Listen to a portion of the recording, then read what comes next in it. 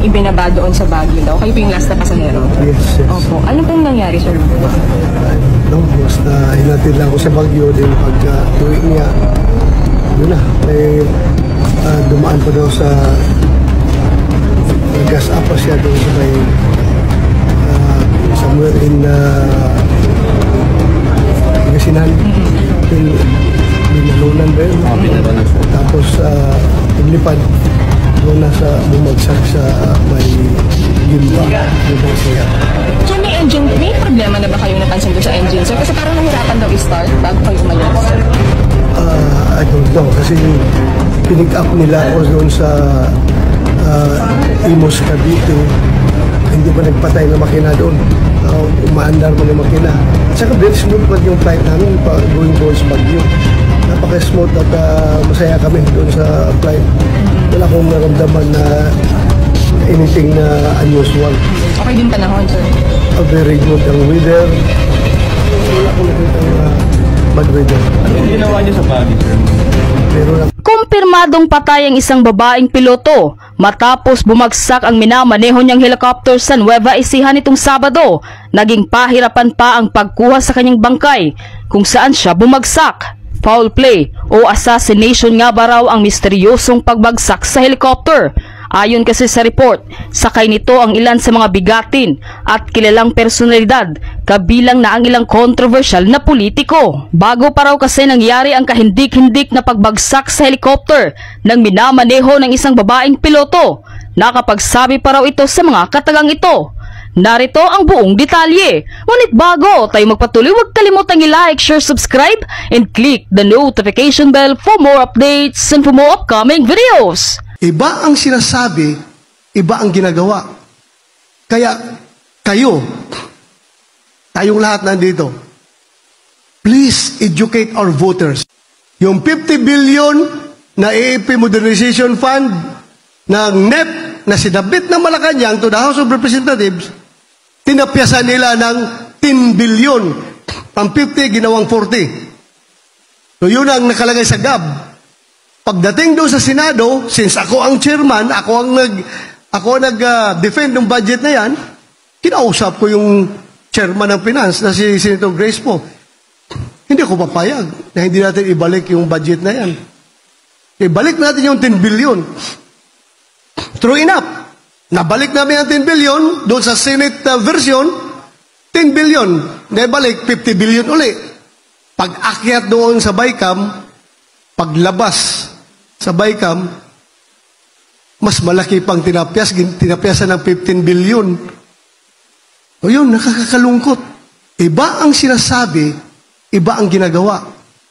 Kaya kayo, tayong lahat nandito, please educate our voters. Silang busy sa sinabihan ng polis, alis kayo dyan, ayaw umalis. Kaya sila natabunan ng lupa. Dapat ang polis may power na arestuhin pag ayaw umalis. Hindi dapat inaaresto yung mga taong ayaw umalis. Kung kinakailangan ng pulis na mga aresto para masave ang buhay nila, gawin natin yan! Sir, ang sinasabi ko... Pagayaan mo! Oh, huwag mong arestuhin! Iwan mo dyan! Nalibing yan sa landslide! Useless ka na pagka-pulis! Mga mangingisda sa Masinloc, hindi na sila nakakapagpangisda doon. Wala na. Kinuha na nila at pinamigay ng ating pamahalaan. At hindi ko maintindihan kung bakit yung mga kandidato ng administrasyon ni isang salita, walang ginagawa, walang sinasabi. Sisike ng sisike Duterte administration na hindi pinapalis. Kaninong panahon pa nagsimula pumasok ang mga insit dyan? Kaninong panahon nag-build ng mga bases dyan? Di ba? Sa panahon ng mga partido nyo, mga otso diritso. Now ngayon, akala nyo kayo lang ang patriotic. Si Duterte hindi. Kami hindi. Well, I must tell you frankly, kung sinong gusto sumama sa akin, bibigyan ko kayo ng baril at bala. Atakihin natin ang... matapang kayo. Alam mo paano? Paano yan para matakot na magpapasok ng droga dito? Ibalik natin ang death penalty para sa mga drug traffickers. Ang tinitira nila ay puro mga maliliit na pusher. Ang tinitira nila puro mahihirap. Nasaan ang mga drug lord? Takot. Hindi nila kayang labanan yung mga drug lord na yan.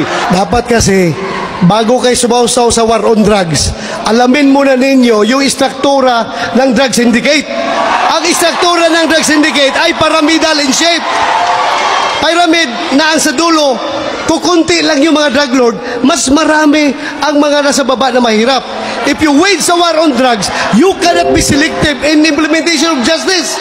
Hindi mo pwede sabihin, hindi natin yan trabahuin dahil mahirap lang yan. Unahin natin yung mayaman. Hindi natin pwede sabihin, unahin ang mayaman, mamaya na yung mahirap. Pag sinabi mo war on drugs, ratsada yan lahat at tamaan dapat. Kawawa naman yung mahigit at 20,000 na pinatay, biktima ng EJK. Taawa lang kayo doon sa mga nangamatay na puser. Hindi ninyo titindan kung ilan ang mga nagiging biktima nito, mga puser na ito, mga inosente, mga bata, mga ni-rape, mga bata na pinatay. Hindi nyo binibilang. Doon lang kayo nakabilang sa mga masasama na namamatay. Before makisawsaw ka, sir, sa war on drugs, sawsawan mo muna yung strengthening the pillars of justice system. Hindi tayo mag-war on drugs na walang patayan. Anong klase pag-iisip yan? Gusto mo ikaw lang mamamatay? Hindi mo dipinsan sarili mo? Magpapabaril ka na sa mga adik? Nasaan na tayo ngayon kung hindi nag-launch si President Duterte ng war on drugs? Baka lahat ng kabataan natin ngayon, mga sumbi na, naglalakad sa kalsada, na sila ulo na. Your war on drugs has failed. Alright. How dare you say that the war on drugs is a failure?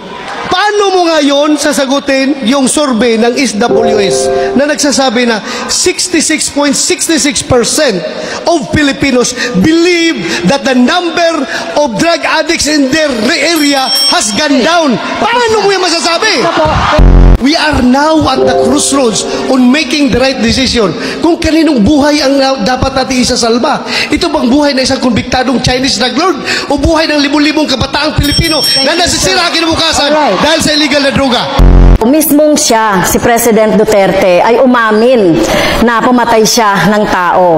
Kaya kailangan siyang kasuhan. Maging si Senator Duterte, Senator Bato ay dapat kasuhan. Gigil na gigil kang kasuhan si Pangulong Duterte at ako ng mga kaso na hindi mo kami maliling. Kumusta na po yung conviction mo sa kasong child trafficking? Ano na po nangyari? Bakit andyan ka pa? Hindi ka pa nakulong. So, ganun po si Wilkins Kabayani para sa akin. Tapos ngayon, gaganunin lang na isang dating NPA, RPA, ABB na naging congressman kung makapagsalita, ang yabang.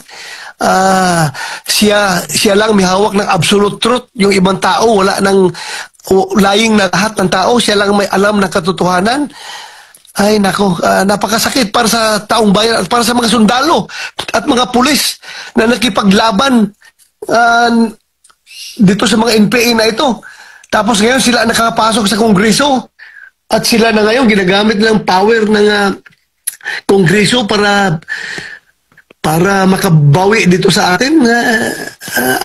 I don't see the napaka-unfair ng mundo pagdating sa ganung sitwasyon. Talagang masama ang loob ko para kay Wilkins dahil kilala ko siya kung gaano siya katino na tao, gaano siya ka-dedicated sa kanyang serbisyo.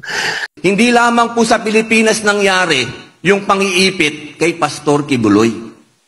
Naikwento ko po yan sa inyo dahil tandaan po ninyo, si Pastor Kibuloy ang nanatiling loyal at kailanman hindi bumaliktad kay Pangulong Rodrigo Roa Duterte. Yun po lang, wag lang natin kalimutan yun. Sapat na po yun. Tumayo si Pastor para sa pinakamamahal nating Pangulo. Wala pong sigurong makakatumbas ng tapang na yun kung hindi si Pastor Kibuloy. Huwag niyo pong kalimutan ang isang tao na tumindig, nakipaglaban at ngayon nangungulungan ng dahil sa paniniwala natin. Yan po, huwag natin kalilimutan yan, Pastor Apollo Kibuloy. Akala ko ba kakampi ng magnanakaw itong si Senator Bato? Ba't gusto mong ipa-impeach? Yari ka sa mga DDS niyan.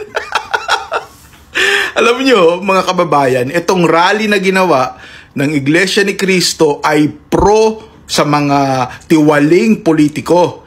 At nagpapasalamat tayo kay Senator Bato dahil nakiisa siya sa panawagan nating i-impeach ang magnanakaw na Vice Presidente. Salamat ho, Senator Bato.